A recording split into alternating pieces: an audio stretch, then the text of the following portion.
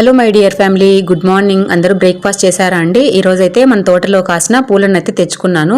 మార్గశిర మాసం కదా, ఇలాగా లక్ష్మీనారాయణని సపరేట్గా ఒక ప్లేట్లో అయితే పెట్టేసుకొని పూజ అయితే చేసుకుంటూ ఉన్నాను.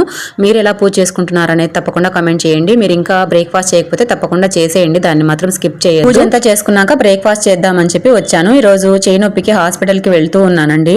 15 రోజులైంది. ఈరోజు సెకండ్ విజిట్ ఉంది. ఇక దానికోసం అని చెప్పి కిచెన్లోకి వచ్చాను. ఈ రోజు మన ఇంట్లో టిఫిన్ వచ్చేసి పిల్లలకైతే ఇడ్లీ పెట్టానండి. మా వారి కోసం అయితే జొన్న ఇడ్లీ పిండి తయారు చేశాను, కానీ తనకైతే అదే పిండితోనే దోశ పోసాను.